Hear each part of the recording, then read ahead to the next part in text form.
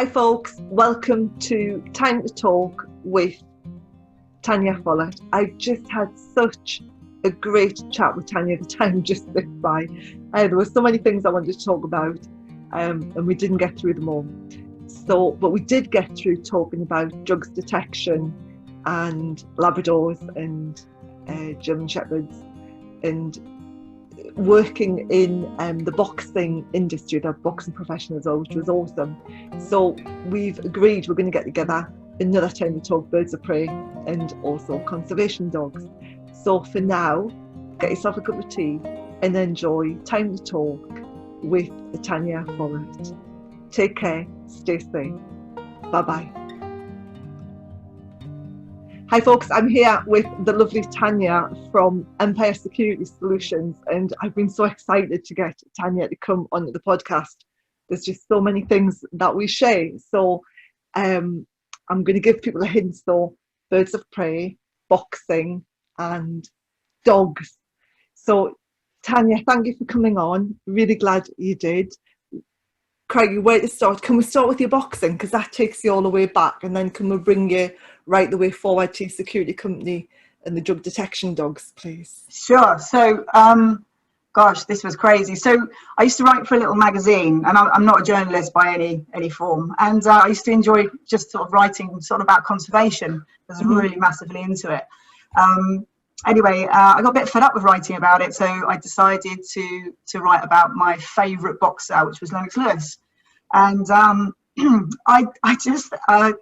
I've never interviewed a celebrity or anybody like that before, so I wrote to his manager Frank Maloney, and I said to him, you know, could I interview him for this little magazine?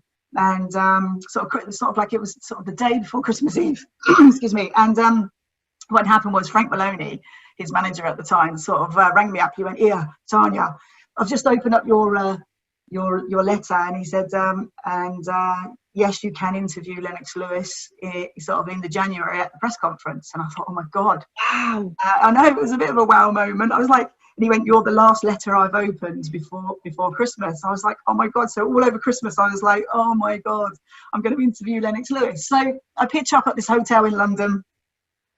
And there was like Fleet Street there. There was like everyone you can imagine, all the press. It was jam packed, and there was the silly little me with my dictaphone, and I just waited all of the morning to interview him, and I interviewed him, and we had such a great conversation about sort of boxing, and we had a bit of a laugh, and I was just I was really flushed and hot, and I was like, oh my God, I've just interviewed him, and it was a good interview. I was really proud of it, and I only had a little time slot for it, and yeah, great. I wrote a great article. Anyway, the company that did all his PR sort of said to me, really love the way you interviewed him and the way you wrote this piece about him. Would you like a job? And I said, well, a job? And I said, what kind of job? He said, well, I need an assistant for a tour that Lennox is going to do, and would you like to jump on this tour and be an assistant, PR for this company? And he said, I really like your attitude, and that's how I jumped on it. So long story short, Frank Maloney at the time in the bar said to me, so yeah, Tania, you're going to be a sporting journalist then, I gather. And I went, no, I'm not. And he said, well, what are you going to do then in boxing? I said, well, I'd love to be a corner woman. And that goes right back to my sort of childhood. When I spoke to my dad, I was underneath the table watching Muhammad Ali. And I said to my dad, I'm going to be a corner woman. And this was at 10 years old. And my dad, I come from a boxing family anyway, so it goes back to 1904. So long story short, again, fast forwarding it, I got offered a position as a corner woman on Frank Maloney's promotions. And he said to me, Tanya, if you get your license, then you can have your job. I'll give you your first job. And so I failed my first license miserably. And then I went off, took myself off up to Bristol and to a lovely guy called Tex Woodward, who put me through like this sort of like cornering, sort of like learning to box, all about the corner. And basically I went back and I couldn't believe it, because there's like 10 men sitting at the table, all staunch boxing people. Yeah. And they just put me through my paces. And there was a lovely boxer called Dave Boy Green. And he said, right, tape up my hands and everything. And I did it, and I made history. And I was like the first woman ever to be licensed to work in a professional boxer's corner. And Frank Maloney was true to his word. He gave me a job on the first promotion called A Hard Day's Night at Bethnal Green, York Hall. And he said to me, if you can corner here, you can corner anywhere in the world. And you know what? It was just like I expected just a little bit in the local rag. Do you know, not even that. I wasn't even expecting that. And then it just blew me onto every newspaper. Wow. And I just couldn't believe it. Do you know what I mean? It was just ridiculous, the amount of interest. I just didn't think it would create that amount of interest. And it was big. It was a big deal at the time. Well, Lennox Lewis was huge, wasn't he? Well, yeah, I mean, I wish I could have cornered him, but I didn't get that, never got that opportunity. But to have gone on the Meet the People tour, which and to work as a press coordinator, assistant press coordinator, was amazing. He's an amazing guy. He's a really good chess player, a fantastic athlete. You know, just absolutely, he's my favourite fighter. So I did do a bit of research since I saw you had, the first lady in the corner. So can you just explain what that means? So in the corner, so the boxer obviously will fight sort of 3-minute rounds. He'll come back to his corner for a bit of a refresher, wash his gum shield, and obviously so the trainer will speak to him about what he should be doing in the next round to win that fight. And the corner is like a pit stop. People think, you're just handing up a gum shield and whatever. But it's a little bit more than that. It is like a Formula One pit stop. You know, you've got to have the time in. You've got to get the bucket under the seat, the water in, the gum shield wash, and you're looking at the corner to see whether or not that fight is really blowing. You're looking for any information that you can gather. And then obviously the trainer will be giving information to the fighter for the next round. So yeah, it's pretty thrilling, and it is very much like a Formula One pit stop. It's very fast, very quick, and you get the best seat in the house. And a quick turnaround. I mean, 3 minutes is nothing, is it, if you pay for the next stop? Well, it's a minute sort of rest, and then it's 3-minute rounds. So yeah, it's pretty. Yeah, that fight is got to be fit. It's got to be really, really fit. And do you box? No, I don't. I've had a go. Not professionally or amateur or anything, but fitness-wise, I used to be really fit once, and I used to use boxing as a really good fitness tool, and it is very good. I mean, when I started back in 1993, it was like, you know, women didn't box and nobody did fitness and stuff, and now it's just normal. Back then it wasn't normal. I mean, I was the only woman in the gym in Brixton. There was no females in there at all, and I was that only woman. And it was difficult. I mean, it wasn't easy. People's sort of attitude towards me wasn't very nice in some things, and some people really embraced it. Some fighters, yeah, I love you in the corner, absolutely brilliant. And I was really lucky to join a team of people in Brixton, and I worked with a guy called Carly Carew, who was a fantastic trainer, and I worked with all his fighters. He took me under his wing and in Brixton, and I was really lucky to work with a guy called Mark Prince. Yeah, we went for an intercontinental title in Manchester, working on the undercard of Nazim Hamed, and it was just thrilling. It was electrifying for him to win that title. It was just, oh my God, it was the most amazing thing. The walk up, the tape run out, the music run out, because Nazim Hamed used to have this really big walk up, and it used to take ages for him to just get into the ring. So any fighter that was walking up on that same walk up, you know, you don't expect your tape to run out when you walk up. That's what happens. And being in that corner in Manchester, it was just the most amazing, electrifying thing ever, because you watch a fighter go through all the process of training, and it's like I used to look after all the sparring partners for this particular fighter, and it was just like one after the other, and you watch that fighter develop from getting shortened up to really going through his like 6-7 week training process to the actual fight. And oh my God, it is electrifying to be in that corner. And I remember that particular night, it was a bit of a grudge match, because it was London against Manchester, and the referee came into the corner and he said, Mark Prince, and he had this horrendous cut across his eye, and I remember it. And he said, "You've got 1 round or I'll pull you out." And Mark just went out, knocked the guy out right through the sort of ropes. I just couldn't believe it. So, and he won the title. It's amazing. It's just, Wow. It was crazy.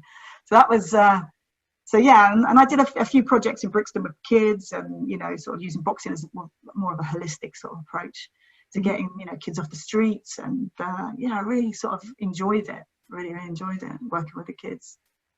So, Do you still have any involvement with boxing, or not so much? I don't at the moment, no. I mean, like 5 years ago, I had a really good fighter, and yeah, and it just, you know, sometimes people are in love with the idea of being a fighter. They get to about 3 rounds, three fights, and they don't feel like they want.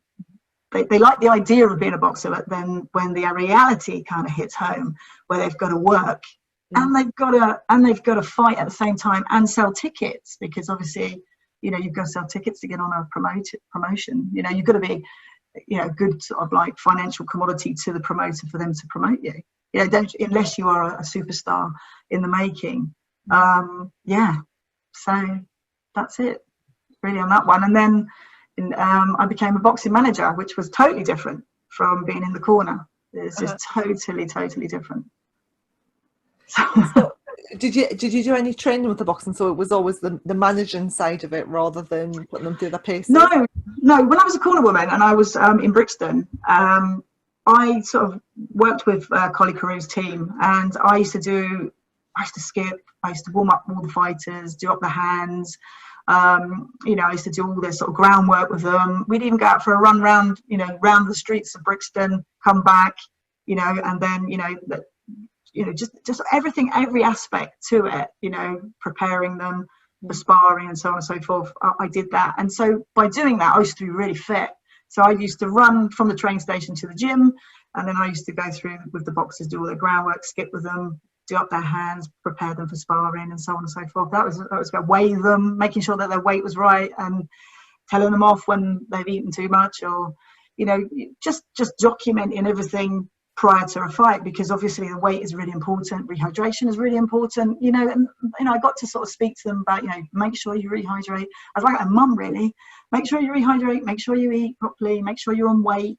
You know, your fight's in a certain amount of time. You got to get the right weight. You can't be dehydrated. So it's just that whole management, you know, from grassroots, really. That's.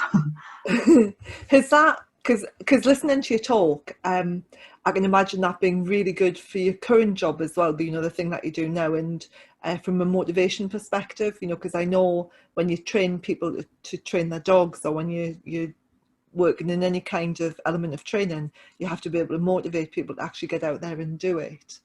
It's that's a big problem with people, especially pet dog training, because you know, I feel sometimes in pet dog training people see dogs as an accessory to their lives, and I get annoyed with people, especially when I say to them, listen, don't go out for a walk with your dog and be on your mobile phone.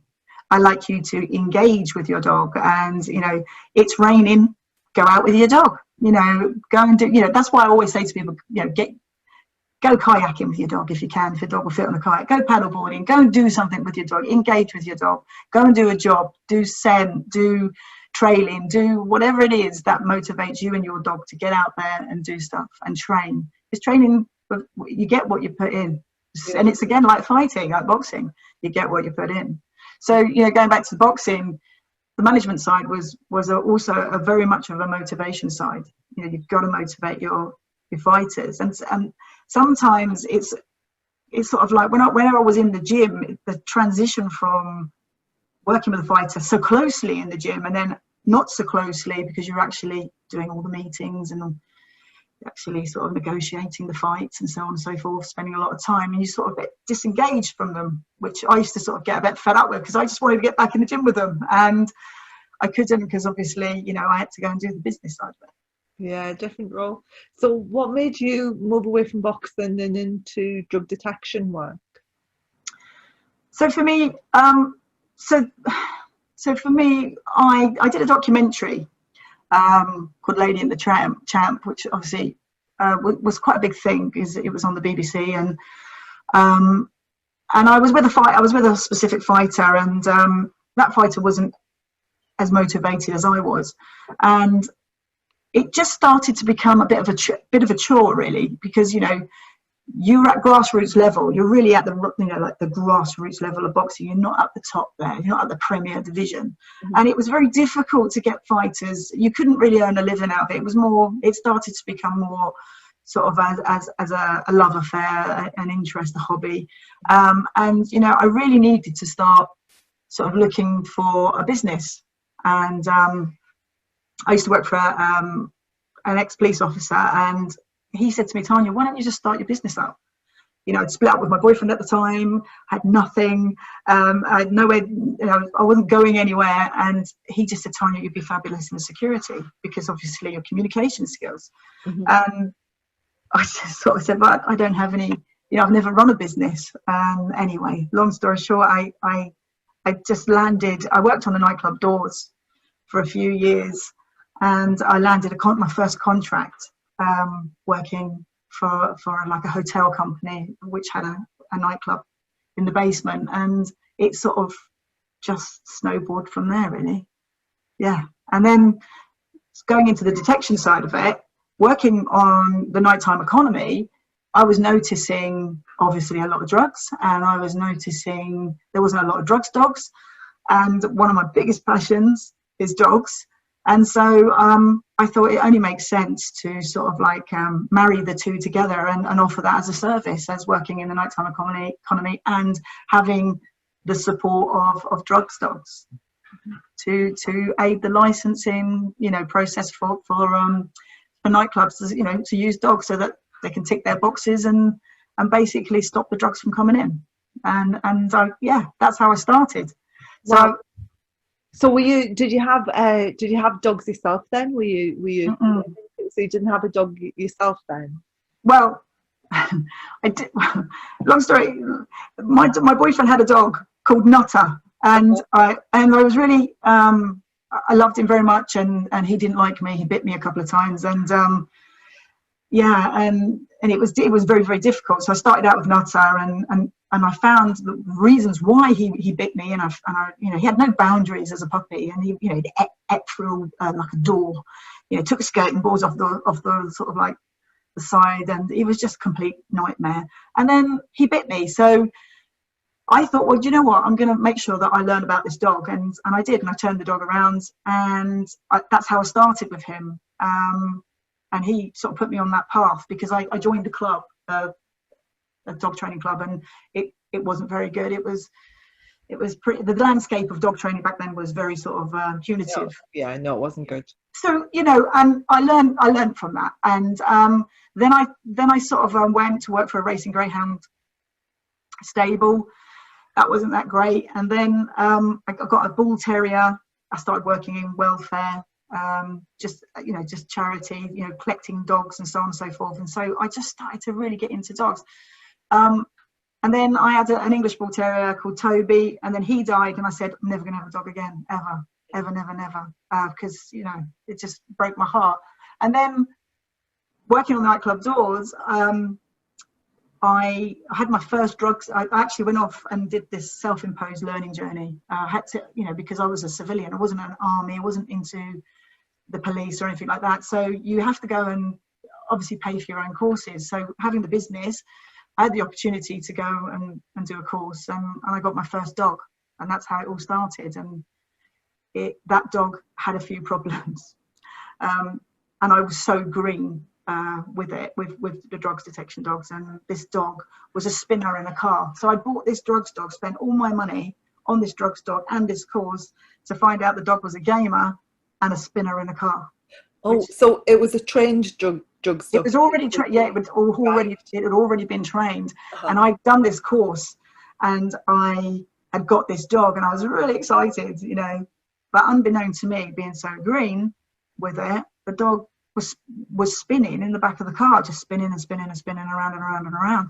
And I spent thousands of pounds, on the course and the dog and everything, to find out that this dog was a gamer as well.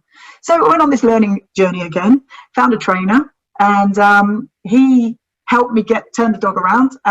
We devised a system of how we to stop the spinning, and I use the dog very mainly for internal searches and external searches. And then the trainer said to me, if you really want to learn to be a drugs detection dog handler, here's a Labrador at 10 weeks old. And he gave me this Labrador. And I was like, I've always wanted a Labrador in my life. I craved having a Labrador as a child. I never was allowed to have dogs as a kid. And here I was with this Labrador called Charlie, who was going to be my drugs detection dog. And he was my first drugs detection dog I actually trained. How old was he when you got him? 10 weeks old.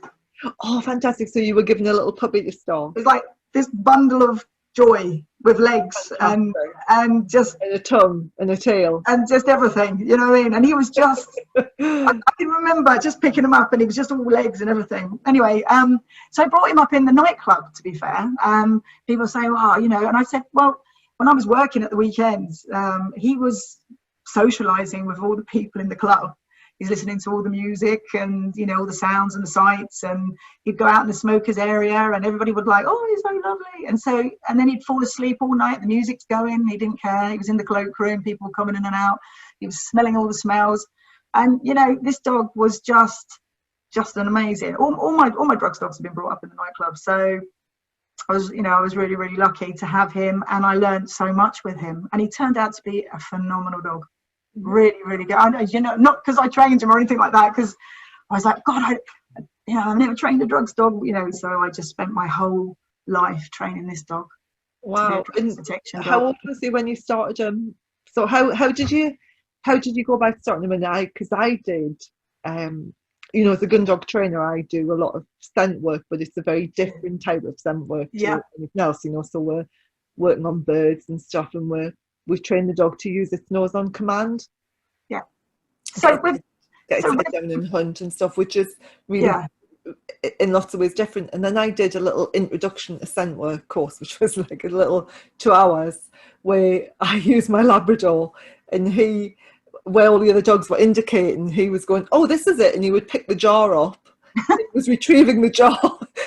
I was running around with my hands under him going, don't drop it because we're on tarmac, you know, and so all of the dogs were indicating, and he was going, yep, that's it, picked it up, brought it back to me. It's like, that's not quite what we were supposed to do, Dante.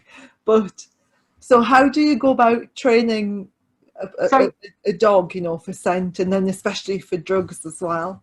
So all dogs are different, and everyone trains drugs detection dogs differently. But for me, I just started getting him to retrieve a little wrap, we had a little wrap, little T-tail, terry tail, and I just used to just throw the towel out, get him to retrieve, and just building slowly, drive up, and he was so enthusiastic. And then, you know, I would take him out to the town, and I would sort of, you know, do exactly what you would do with a young pup.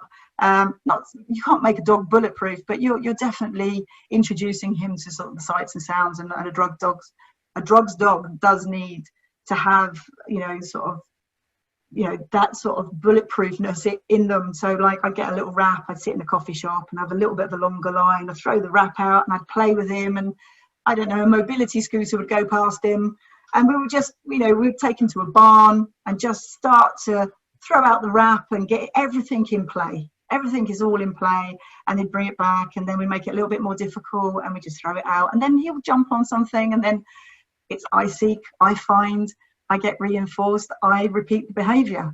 And that's basically how I started with him. As time went on, you know, I made it, you know, he got fed up with the wrap and he wanted to go on a tennis ball, and he was crazy on tennis balls.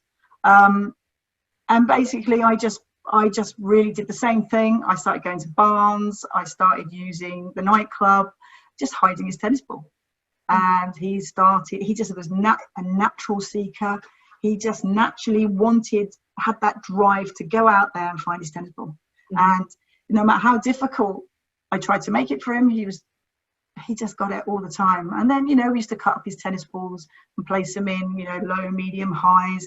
We'd start to work and develop on a sort of like a search pattern, a methodical search pattern. So it's, you know, lovely, methodical searching, as opposed to running over here, running over there, and, you know, disturbing scent and just wasting energy. So, you know, sort of using scent walls and just getting him to search in all different environments. And then we started using the indication, starting to get the indication right. So, you know, you see a lot of this thing on Facebook and YouTube, these amazing textbook, you know, indications and stuff like that. Not always in the real world does that happen. But, you know, building up a good indication was the main thing. And then I put him, I paired his toy with scent, took the scent toy away, and then obviously rewarded him for the scent, which was that funny smell of cocaine or funny smell of heroin or the funny smell. And so he sort of was rewarded when he found that, and in his scent library it was imprinted. I do different methods now. That was back in the day when I first started. You know, I use more of a scent wall or scent pods to sort of imprint scent on them. And, you know, scent pods and scent walls are great for dogs. It gets that methodical search pattern. It gets that great indication. But in the real world, you know, if you're searching a barn, you know, you still have to have that methodical search pattern or systematic search. And so I like to sort of take my dogs into different areas, you know, long grass. You know, I get puppies into long grass and I get them searching and stuff like that. So there's so many elements that you can do. There's not one way of doing it. There is, you know, obviously some people like to put dogs on scent straight away. I like, you know, and then do the indication, then sort of get the dog to, you know, have a really nice indication and then do the search. I like to do it the way I've always done it, and it works for me and it works for my dogs. They got a nice methodical search, nice indication, and they can search in any environment. And that's where you need to start your dogs, you know, on different surfaces, because when you're operational, you don't know, you never know what you're coming up against.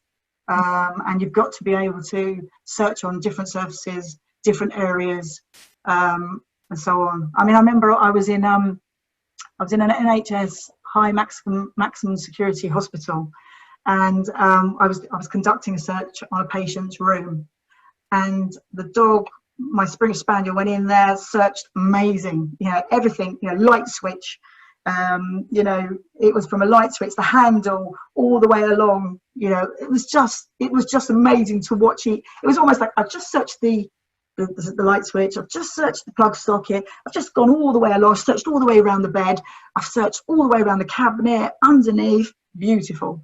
And then it came to a teddy bear, right? Okay. And he sat on top of this cabinet, and my dog went, oh, I'm not going to do that. Oh my God. You know, when like a puppy goes, oh, I don't quite like that, I'm a bit sort of fearful. He just froze and just went, I'm just not moving. And this teddy bear, and he was just like, whoa. So I train on teddy bears now, but this, yeah, you can never tell what you're going to come up against. And that teddy bear was my nemesis at that particular time. I couldn't believe it. I was like, a teddy bear? You never think to train around the teddy bear, but he just literally, I had to change him over for a little while and then sort of change him back, because he just had to get him out of the room, change the dog over, get another dog, because he just wouldn't search after that. But then we went back to working on teddy bears and getting them, placing teddy bears around the room. And yeah, that was his nemesis there. So you just never know what you're going to come across. So you must sort of try to devise as many training areas as you can. You know, I do anything from vehicles. I mean, when I was in a maximum secure hospital, it was very warm in there. And I had a boss who had a water well that he used to manage. And he allowed me at night time to search all the lockers and all the areas, because it's so warm in there.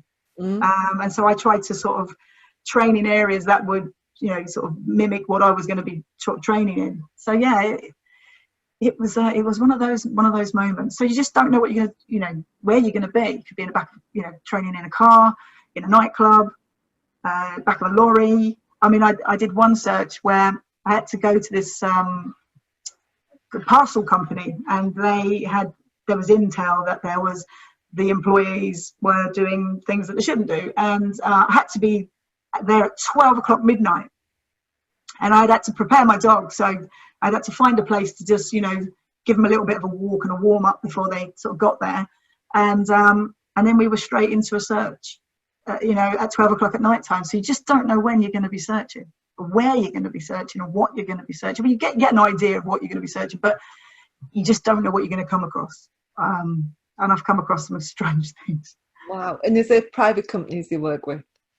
Yes. And I also work, I've also worked with the police, working on nightclubs, sort of like licensed premises. So there would be a licensed premises search of the area. Say like, I don't know, say like I was in where I lived, they would say, right, we're going to do a licensed premises searches of all the pubs and clubs. And we'd like you and your handlers to assist us. And that's one thing. I did social housing. That was quite a regular thing I used to do, social housing. Deportation centre I did, as I said, maximum secure hospitals. Wow. Schools, colleges, anywhere really that you require a drugs search team. That's amazing. So do you train your handlers as well, Tania? So do you bring people in and train them, or are the already proficient handlers with dogs? A few of them, yeah, a few of them I do their CT training, and I'm quite tough on them. So that's probably why they don't like me. No, but you know, because I have to be impartial. You know, they've got to you know, step up to the plate, and they've got to, you know, they've got to be, you know, correct when they go operational. So there's that, and you know, people can come in and be trained. Yeah, anything like that, I will do. I'm licensed by the Home Office to have training samples, so you know, I can train on live substances, as we call it, training samples. That's awesome. I mean, I don't know many people who actually work in the field. I know people who, you know, train scent dogs or train pet scent dogs, which is really different to doing it as a job. You know, yeah. Very, very different. And when I was in New Zealand, the MAF handlers, the Ministry of Agriculture and Fisheries, used to train the dogs for soft fruit. And it sounds a bit funny compared with drugs, but you know, you can't bring different fruits into the country, and so you'd be in the airport in New Zealand, and you'd have these spaniels running all over the luggage, and then they'd indicate, and there'd be like a banana in the bottom of a handbag, and that's what they were trained to search for. And just really interesting watching them work. They are incredible. They really, really are incredible. And you know, the sort of scent work and the use of dogs has really changed a lot now. You know, dogs are being used for sort of bio dogs, medical detection dogs. You know, you just cannot believe how amazing this is for the dog industry, for our industry.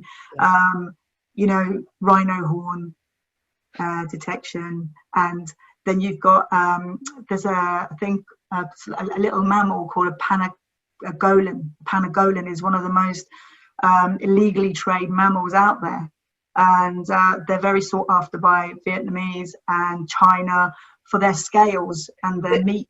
They're like the miniature armadillos, aren't they? They're like a little anteater with their little long noses, yeah, but yeah, very similar to them, and they're one of the most trafficked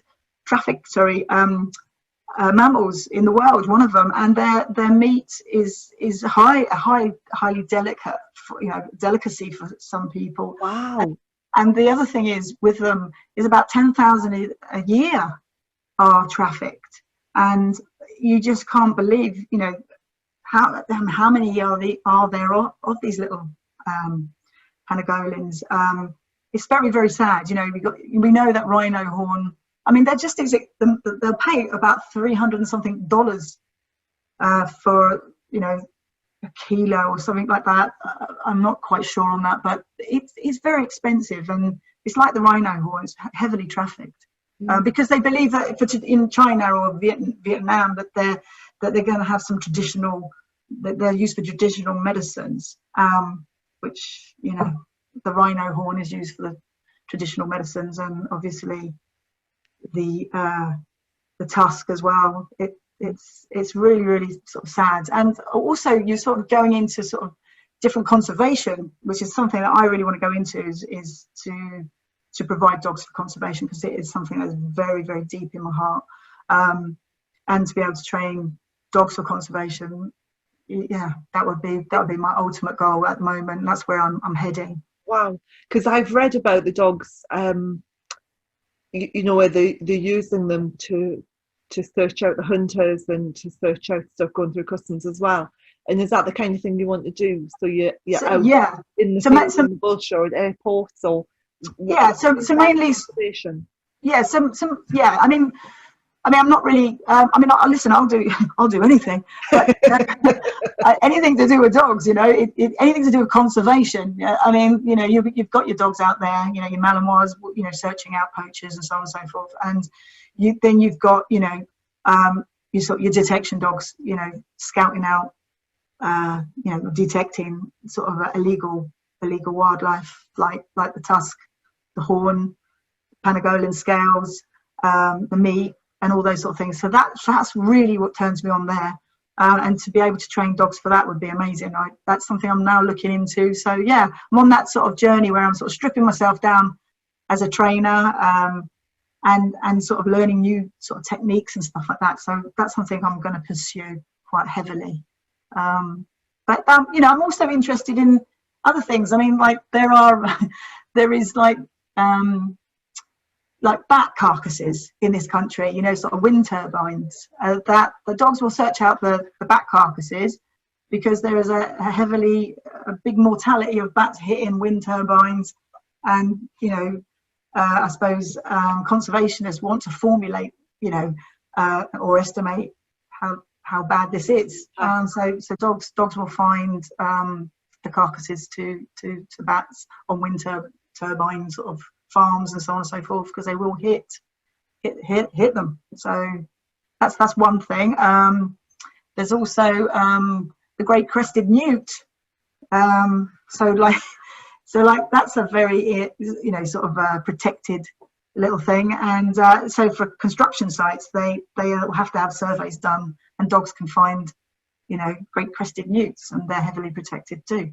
That's awesome. And they then have to then be relocated. Working on construction sites myself with my company, it was amazing, where I was working on a construction site, and we had dogs on there, and, you know, we had people come on with, you know, placing sort of I don't know what they were. They were recording the bats on there, and yeah, they had to be relocated. And it's the same with the great crested newts. And if they have to be relocated away, and they are protected, and they're also, I think, European are protected under the EU law, as our bats are protected under EU.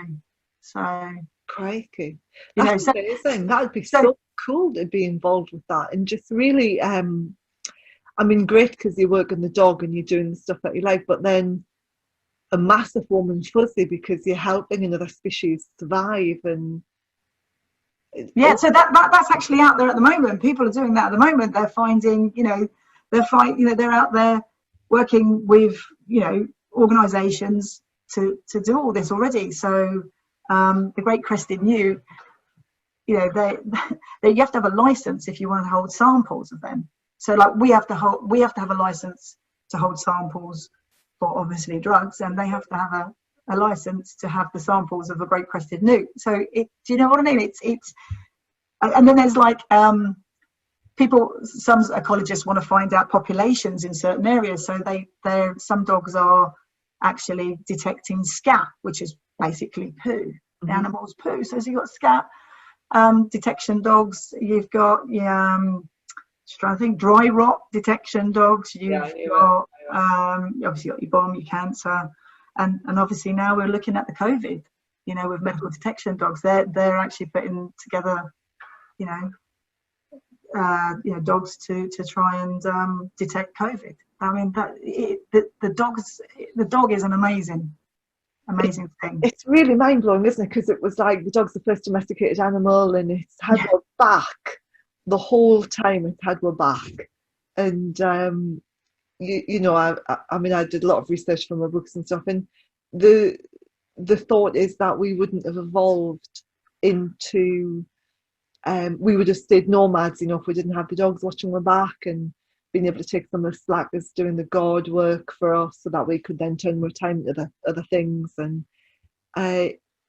when you hear of all the things that we're doing with dogs at the minute, and just kind of pushing frontiers, really, because of the dog's phenomenal nose. It just makes, I mean, for me, I feel really emotional and quite humble to be able to work and live with this species who decided to claim us as being worthy of sharing their life with. You know, I think it's just, I get all emotional about it. I think the dog's just amazing. When I first heard about cancer detection dogs, must have been about 15 years ago. Have you heard of Charlie Clarkos? No, I haven't. No. He was the first person to do the cancer detection. There was Jemima Harrison did a documentary on Can Dogs Smell Cancer, and he was the first one to do the indication on cancer. And it followed his journey, and he was really devastated because it was hit and miss at the time. And then they refined the process, and I found that really mind-blowing. And then you think of how far we've come in like 17 to 20 years with the medical detection dogs, and you know, the drugs and the conservation detection dogs as well, which is just awesome. I did a bit of youth style in search and rescue in New Zealand, and because they asked all of the dog trainers if they could train the dogs in urban search and rescue, because they were expecting a massive plate shift, which I believe has happened now, between the North and South Island, and they wanted all the dog trainers ready to get the dogs in to do search and rescue, and that was quite incredible, and it's really mind-blowing. But listening to you talk, I just think, God, the dogs have above and beyond service to humans and humanity, really, haven't they? I mean, going back to that, to cancer detection dogs, I tell you what happened to me. I was helping a friend out at a training day for prison officers, and I was one of the criminals, and so obviously I was just standing in line, or I was on a sitting search line. So they were doing passive work with a passive dog. So the passive dog will detect, was sending the targets, you know, substance. If someone had drugs on them, they'll send around that person. So you can either do seated, static, or moving lines. And at that particular time, I was just sitting there, and this dog came up to me, and obviously I had nothing on me. I was just in the line, and the dog nudged my breast, and just kept nudging it and nudging it and nudging it. And my friend said, "You haven't got anything on you. You haven't been contaminated, have you? You haven't stood by somebody, blah, blah, blah." I went, "No, I haven't." I stood, because obviously there were people that had drugs on, and had to all be separated because we don't want cross-contamination and so on. And so we're all in different rooms. And I was just in the rooms with everybody with no sort of drugs on me. And she's like, "Hey, have you got anything on you?" I haven't, you know, I'm clean. I've got clean clothes. Everything's clean.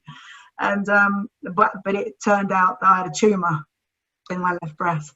Oh. This dog just wouldn't stop nudging me. No. And, it just kept nudging and nudging and nudging. I mean, it's quite, you know, because obviously passive dogs, they can't touch you. You're not supposed to touch you. And they're just air scenting around you. And this dog was jabbing its nose into my breast, and she's going, "You sure you haven't got anything on you?" And it turned out I had a tumour, a benign tumour, thank God, but it was a very large one. And I do believe in my heart of heart that, I don't know, maybe that particular dog, because it wouldn't leave me, just wouldn't, because like it was saying that, you know, just sort of like just nudge, and it was just, I was just like, oh my God, you know, and it's unbelievable. And yeah, I get like you, I get emotional when I speak about dogs and their jobs and that bond that you have with your dog. Like Charlie, when I first, going back to his first his first drug search, after we trained him, certificated him, and he was fit for purpose to go out on a proper search. And we were out with the police actually in Oxford, and we went into this really, really seedy old nightclub, and it was banging. The place was full of, like, the walls were full of water. It was this horrible place, just horrible. And I went in there, you could feel the vibe wasn't good. Went into the toilets, and Charlie's done his search, and he's gone straight to the toilet cistern, and he's just indicated bang with a lovely sit. Yeah. It was like a really weird toilet as well. It was quite spacious, and there's normally toilets quite sort of like, you know, constricted with spades. And he just went, bang, there it is. And this police officer said, no, there's nothing in there. I said, no, my dog, I know my dog's right. And he said, no. I said, trust me, if you go and search that toilet system, there's something in there, my dog, or it has been in there. And he said, no. So anyway, he searched it, and there was 5 wraps of cocaine where they'd been serving up in the toilet. And I knew my dog was right. I knew it was right. And I went round the corner and cried because it was my first. I was like, oh God, there was this bundle of joy at 10 weeks old. And I was, you know, and I spent all my time researching, training this dog. And there I was on my first search with this dog, and he's gone, bang, 5 wraps of cocaine. You know, it's placed strategically, taped in and he just got it. And he wasn't going to pull him away. And he was like, no, I'm going to sit there, and it's there. And he wouldn't leave it. And that's where, you know, yeah, I get that bond that I had with him, you know, and he never disappointed me. I mean, he's always been such an amazing dog to me. I still got him. He's 12 now, and he's getting old, and he's retired. So he has lots of biscuits. That's awesome. I mean, it is like that. I mean, I don't do anything that you do, but I know with my gun dogs, and the first time you get that, like, really difficult retrieve, and you're out training, even if you're on your own or if you're with your mates, and you get that really difficult retrieve, and the dog's worked really, really hard to get it, and they bring it back and they put it in your hand. And I remember once with Sig, my old black lab, we were out picking up, and it was the end of the day, and everyone had finished for the day. You know, we'd swept through the woods twice. I was the 3rd person through the woods. We brought back porridge. I was almost in tears. That's my boy. You know, it's just like, oh, it was amazing. And yeah, it'd been swept. The woods had been swept twice, and he come back with a little porridge from me. It's like, oh, you're an amazing dog. I had that same real pride, isn't it? You kind of feel it in your heart, and it's just wonderful. I can't help it. It's just, you know, it's the only thing that will make me really like cry is that sort of, that, you know, working with my dogs. And I look at them with such pride sometimes and think, God, how lucky am I? And you talk about with your dog. I just started gun dog training with my other Labrador, and we went. You saying about, you know, the pride. I mean, they had put a dummy through a really, really sort of chock-a-block bit of wood. It was just like very dense cover, and straight line search. And he went and got it. Went over a ditch. He tried to jump the ditch, but he went through the ditch and retrieved the dummy. Came back and gave it to me to hand. And I was going, oh my God! And there was no wood except for me. There was the trainer at the other side, because I was at a gun dog club day and at the weekend, and you go on different stations and stuff like that. And it's just that whole that retrieve. He'd gone in that dense cover. He'd never done it before. Picked his dummy back, come back straight to me, and I was like, yes. Do you know what I mean? But there was nobody around, obviously, and I was like, yeah. And it was just that you did it, you know. And it's the same with the drugs dogs, and it can. And I don't know anybody that doesn't have that sort of overwhelming feeling when they've trained dog. It's so primal, isn't it? Yes. It's just so primal. Yeah. You can go out with your dog, and you feel as if you feel really invincible, and you know, as if you and your dog can do anything. It's just awesome. Tania, can I ask you about your German Shepherd? Because I've got a thing about black German Shepherds. Have you? Oh, I love them. I love them. So if somebody said to me, what would you have if you didn't have a gun dogs? And it's a black German Shepherd with orange eyes. I've got pictures of them on my phone. It's like, that's the... So how do you find having a Shepherd as opposed to your lab? So Raven is totally different end of the spectrum. Uh-huh. She came to me at 7 months, and so she was a bit nervous, to be fair. But now she's just an amazing little dog. And I'm still not quite sure what I want to do with her. You know, do I want to do obedience with her? Do I IPO with her? She is so clever. She learns so quickly, and you have to be on top of her quite a lot because she's vastly intelligent, and more intelligent than any shepherd that I've had before. But she's just, you know, she's just on it all the time. and she just wants to do stuff. So yeah, I find her sort of she makes me think in my head. Like I go to bed at night time, and I do this with dogs, of all the dogs I've got really.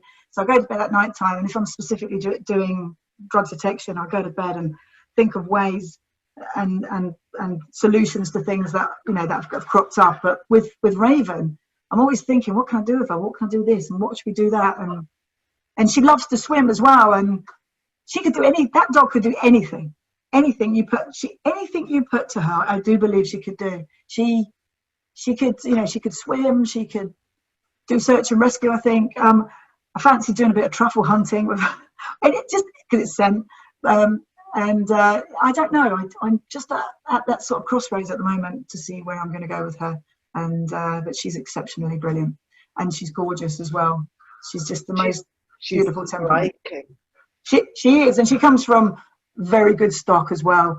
And I know the lady that bred her father as well, and she's brilliant. She's an ex-police officer, and she's bred some fantastic dogs, and there's a lot gone into that breeding of that dog. And yeah, she's stunning. She's stunning. She's now 2 now. She's 2 years old. She's 2 years old. She came with me at 7 months.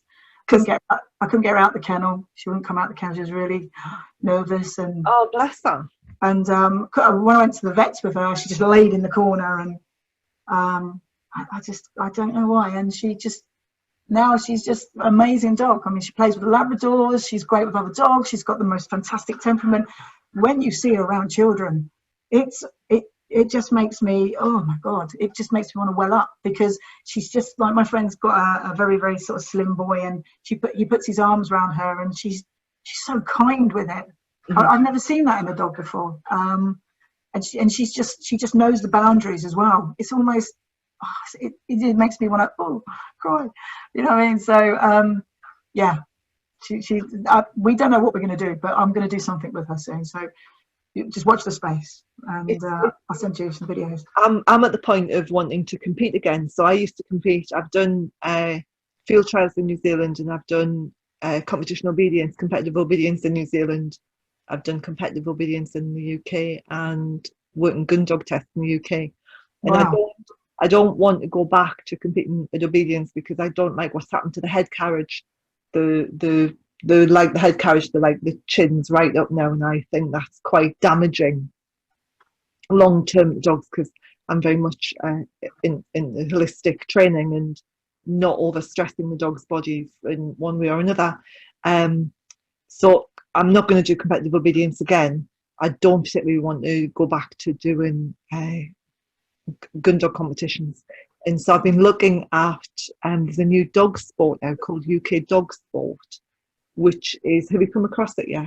I think I have. Yeah, I've sort of read about it. Yeah, I'm going to start doing that actually, and it's based around the working trials, but there's no scale, because the thing that put me off doing the working trials is I didn't want to put my dogs over the 6-foot scale jump.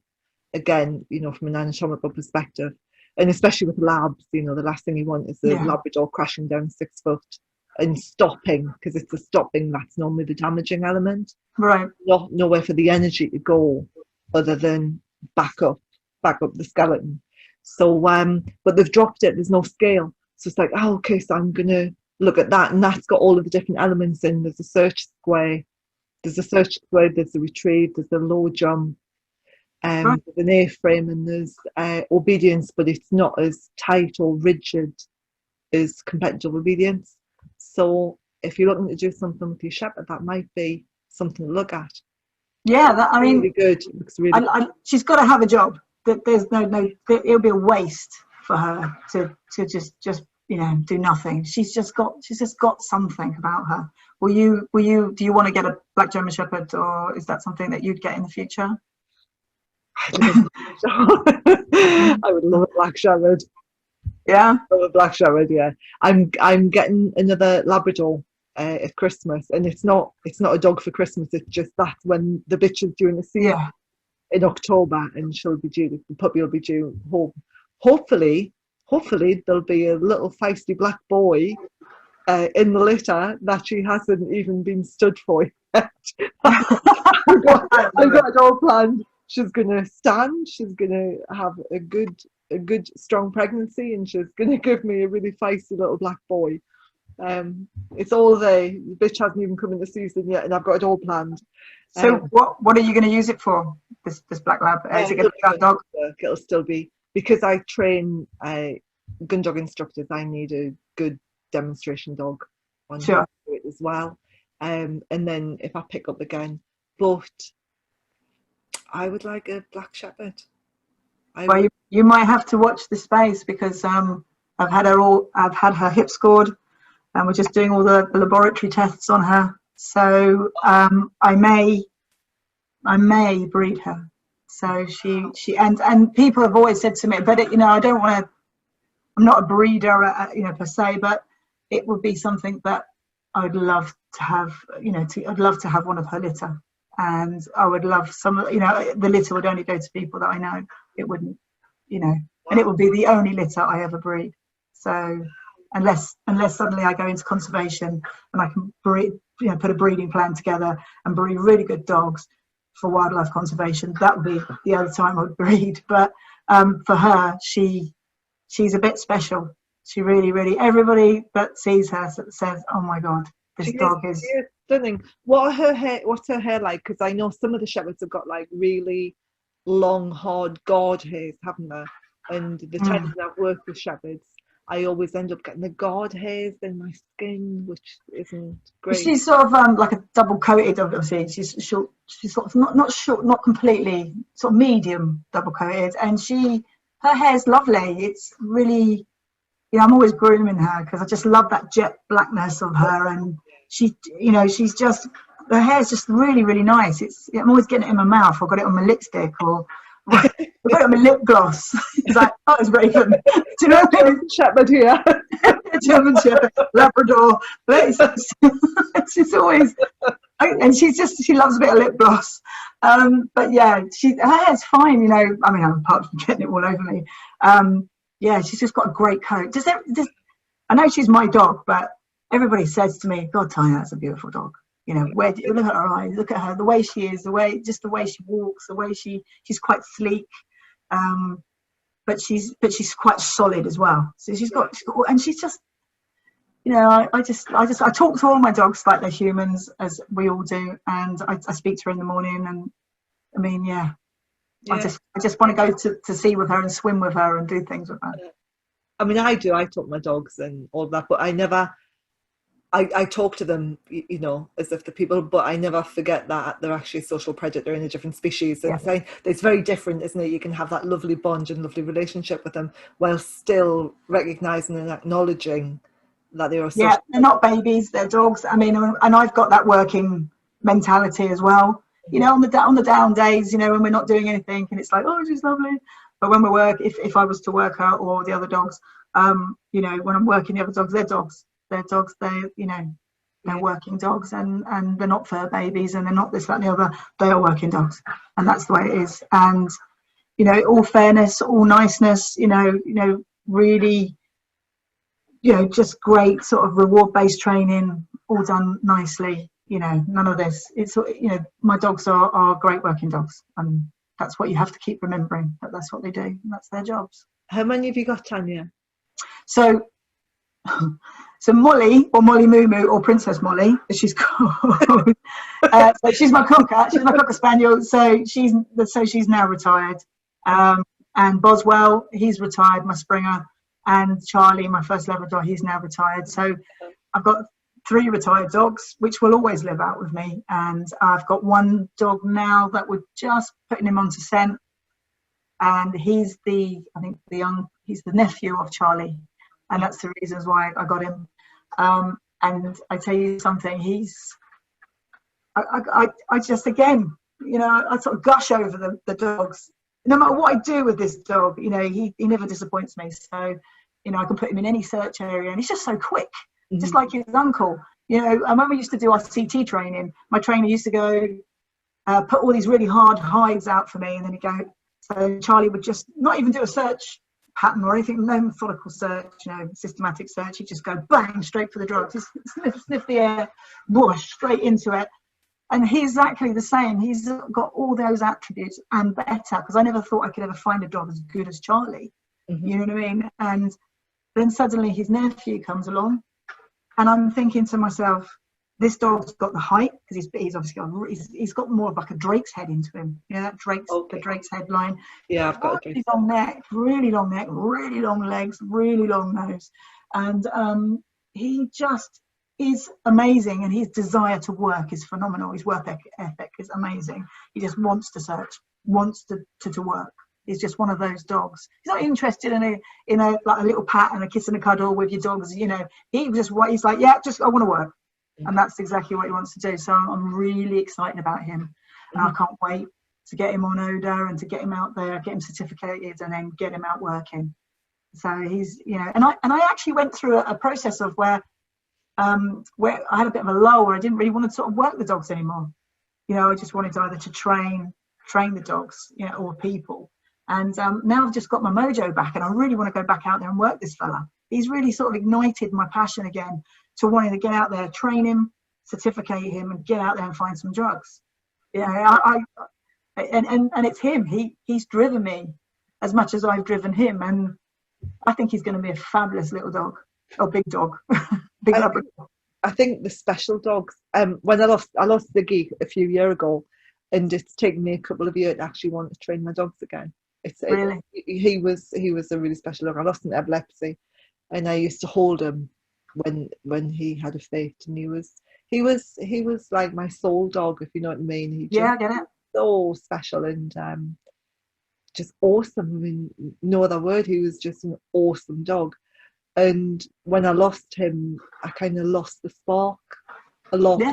For the gun dog work. I did it, but it was very much going through the motions. You know, I did it. I was training my dogs, but not with that real, you know, grinning passion to do it. A bit like yourself. You know, I dipped, and my passion's coming back again. And I'm sort of desperate to get out and do things with my dogs. And yeah. And only we have good weather. It's like, can there be I want to get out with my dogs. The thing is with me, you know, I love to train in all weathers with my drugs detection dogs, and it's just it's the reason I get up in every morning. Really, it is because I want to get back and training people as well. I just have that passion to want to train people, and I just love it. It's just crazy. It's almost like it's like when you do lose your mojo and then you get it back again, it's even stronger. And you know, and then you want to learn more things, new techniques. That, you know, drugs detection dog training is so changed now. And you know, as I said, I want to strip myself down, and I'm heading for loads of courses, going on loads of courses, trying to find out different mythologies of you know training, and that's really excited me, and that's helped me even with the COVID. You know, with that's been awful for some people, but it's ignited my passion again. Oh, that is awesome. Oh, Tania, I could talk to you all day, because I wanted to talk to you about birds of prey as well, but it's another. Would you come back to me at some point and talk birds of prey with me? Birds of prey, definitely. So we've both got, I mean, your passion, you're very knowledgeable on birds of prey. I just really like them. I just go, oh my God, it's a bird of prey. Can I watch it? So can you come back and talk to me about birds of prey and things? Birds of prey, no problem. We can have a little chat on, love to talk about birds of prey. And everything else as well, and see what you do. And wildlife conservation dogs. That's you know, I'll go off and research and find out, and maybe go to South Africa and see my friends over there, and come back and give you another, I don't know, more information about, you know, wildlife conservation. That would be awesome. Thank you. It's been such a joy to talk to you. Thank you for coming in. And keep me up to date with your German Shepherd. I'll have to talk to my husband, because I've just said, oh, can I have this lab? Tell him to give me a call. I'll sort it out. He's great, actually. He's not really a dog person, but he loves my dogs. And wow, he'd love a German Shepherd. I tell you something. If you met Raven, he would love to have a black German Shepherd. Uh-huh. So, and he'll let you have one. I'll tell him I'll have a chat with him. Down. I will. Oh, Tania, thank you so much. Thank you very much for having me. I'll catch up with you again soon. Thank you. Take care. Bye-bye. Bye-bye.